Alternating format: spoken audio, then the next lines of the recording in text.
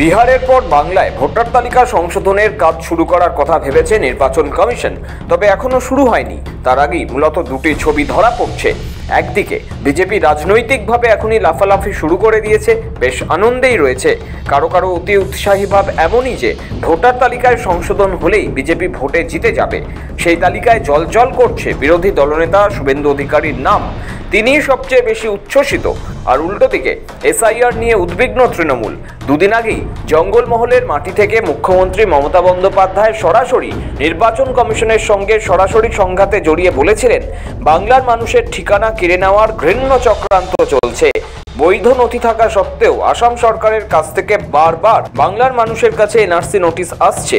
বাংলায় এনআরসি চালু করতে চাইছে বিজেপি।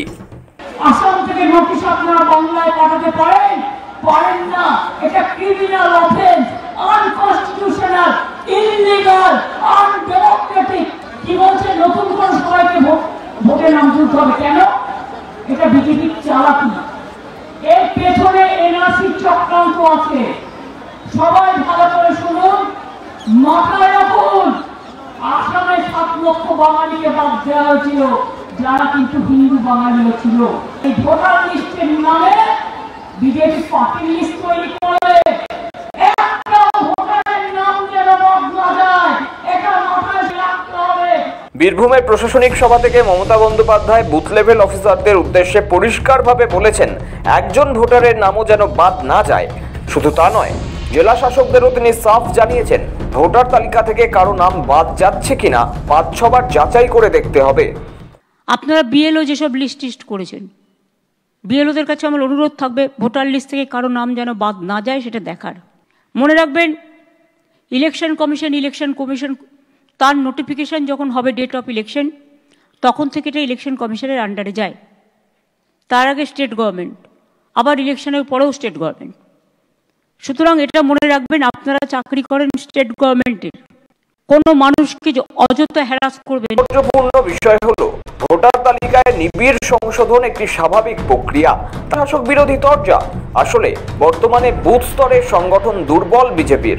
আসলে গত বিধানসভা ও লোকসভা ভোটের নিরিখে বাংলায় বিজেপির 38% ভোটার রয়েছে, অথচ অন্তত 50%-এরও বেশি তথা 40,000-এরও বেশি বুথে বিজেপির সংগঠন নেই বললেই চলে।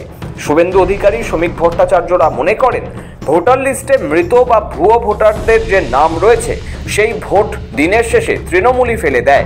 কেন্দ্রীয় বাহিনী মোতায়েন করেও তা রোখা যায় না। সুতরাং ভোটার লিস্ট থেকে যদি মৃত ভোটার, ভুয়ো ভোটার, বাংলাদেশি অনুপ্রবেশকারী বা অস্থায়ী পরিযায়ী শ্রমিকদের নাম যদি বাদ যায়, তবে ভোটে এই ভুয়ো ভোট ফেলার খেলাবে। মমতা বন্দ্যোপাধ্যায় বলছেন না, কারো নাম কাটা যাবে না। মমতা ব্যানার্জি শুনে রাখুন, নাম কাটা যাবে কাদের, কাটা যাওয়া উচিত কাদের? রোহিঙ্গা অনুপ্রবেশকারী, বাংলাদেশি মুসলমান অনুপ্রবেশকারী, ডবল এন্ট্রি ভোটার, মৃত ভোটার, এবং তার সাথে সাথে আপনার আইপ্যাক নাট্য কোম্পানি এবং আপনার যে ফেক ভোটার আপনি তৈরি করে রেখেছেন, অস্তিত্বহীন ভোটার, তাদের নাম। বাংলাদেশি জিহাদি, রোহিঙ্গা, মৃত ভোটার, এক ভোটারের নাম 4 জায়গায় তুলে ধরা এবং তা নিয়ে আন্দোলন যে মৃত ভোটারের নাম রাখতে হবে। মারা গেছে তা বলে কি মানুষ নয়? ভোটার লিস্টে রাখতে হবে। যেভাবে একটা সাংবিধানিক সংস্থাকে প্রতিনিয়ত তৃণমূল আক্রমণ করে চলেছে শুধুমাত্র নিজেদের একটা ফলস ন্যারেটিভ সেট করবার জন্য, তৃণমূল কংগ্রেসের কারণে আজকে সারা ভারতবর্ষে যেখানে যেখানে বাঙালি পরিযায়ী শ্রমিক আছেন, সে হিন্দুই হোক আর মুসলমানই হোক, বহু নারী পুরুষ তাদের পুত্র কন্যাকে নিয়ে একটা অনিশ্চিত ভবিষ্যতের দিকে এগিয়ে যাচ্ছে। লোকসভা ভোট অনুযায়ী তৃণমূল ও বিজেপির ভোটের ফারাক ছিল 7.3%।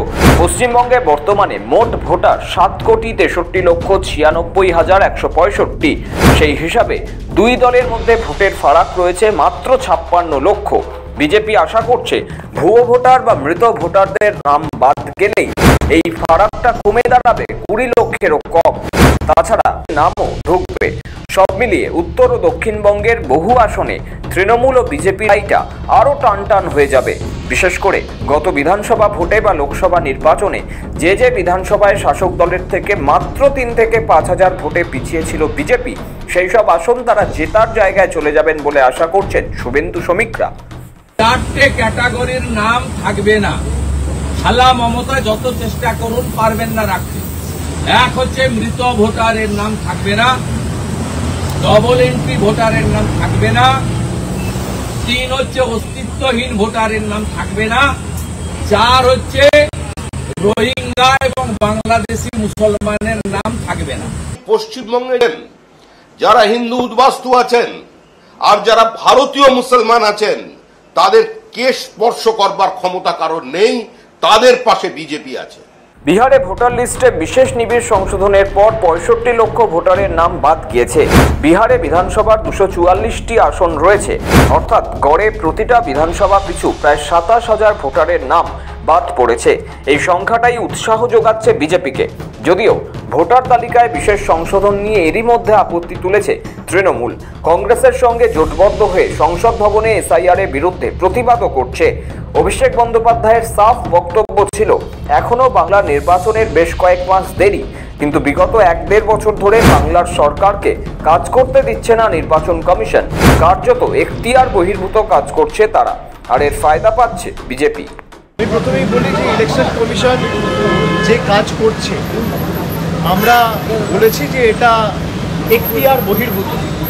ইলেকশন কমিশনের ক্ষমতা বা ইলেকশন কমিশনের দায়িত্ব তখনই হয় যখন আদর্শ আচরণবিধি ঘোষণা হয়, মডেল কোড অফ কন্ডাক্ট লাগু হওয়ার পর থেকে। কিন্তু যে কাজ একটা নির্বাচিত সরকারকে এখনও প্রায় 10 মাস 11 মাস সময় রয়েছে এবং প্রায় 3 মাস 4 মাস আগে থেকে শুরু হয়েছে, 1-1.5 বছর আগে থেকে সরকারকে কাজ করতে না দেবে বলে এবং নির্দিষ্ট যে বিজেপি ক্ষমতায় রয়েছে সেই বিজেপিকে বাড়তি সুযোগ করে দেবে বলে, যাতে বাংলার প্রকৃত বাঙালিরা, বাংলা ভাষায় যারা কথা বলে, যারা বাংলায় থাকে, তারা ভোটাধিকার প্রয়োগ করতে না পারে। প্রকৃত ভোটার যারা, তাদের ভোটের অধিকার কেড়ে নেওয়ার জন্য ইলেকশন কমিশন নির্লজ্জ ভূমিকায় নেমেছে। বাংলার শাসক দলের কথায় প্রান্তিক, গরিব ও সংখ্যালঘুদের নাম ভোটার তালিকা থেকে বাদ দেওয়ার ষড়যন্ত্র চলছে, আর তার মাধ্যমে বিপক্ষকে পরাজিত করার স্বপ্ন দেখছে বিজেপি। একটা সময় বলতেন জাতীয় নির্বাচন কমিশন দিয়ে ভোট করাবো, করিয়েছেন, হেরেছেন, তৃণমূল জিতেছে। একবার বললেন কেন্দ্রীয় বাহিনী দিয়ে ভোট করাবো, করিয়েছেন, হেরেছেন, তৃণমূল জিতেছে। এবার নির্বাচন কমিশনকে ম্যানিপুলেট করে ভোটার লিস্টের একটা কেলেঙ্কারির অভিযোগ আসছে। তো সেই জায়গায় প্রতিবাদ হয়েছে, সেই জায়গায় সতর্কতার কথা বলা হয়েছে। আর এই হুমকি কালচারটা তো ওনাদের। তৃণমূলের উদ্বেগ, বাংলাদেশ সীমান্তবর্তী জেলার বহু মানুষের নাম ভোটার তালিকা থেকে বাদ দেওয়ার চেষ্টা হতে পারে। তাছাড়া সরকারি হিসাবে বাংলার 22 লক্ষ পরিযায়ী শ্রমিক ভিন রাজ্যে কাজ করে। ভোটার তালিকা সংশোধনের সময় তাদের পাওয়া না গেলে তালিকা থেকে তাদের নাম বাদ দেওয়া হতে পারে। এই পরিস্থিতির মধ্যেই প্রশ্ন উঠেছে, ভোটার তালিকায় সংশোধনের কাজ কতটা সুষ্ঠু হবে।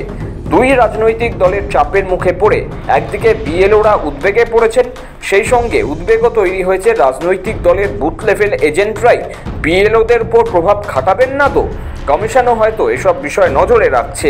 কয়েকদিন আগেই জাতীয় নির্বাচন কমিশনের তরফে নবান্নকে চিঠি দিয়ে বলা হয়েছে, মুখ্য নির্বাচন আধিকারিকের জন্য আরও বড় দফতরের ব্যবস্থা করা হোক। এখন দেখার, বাংলায় ঠিক কবে থেকে ভোটার তালিকায় নিবিড় সংশোধন শুরু হয় এবং তা শুরু হলে বাস্তবে কী ধরনের প্রতিক্রিয়া হয় বাংলায়। ব্যুরো রিপোর্ট, সময় কলকাতা।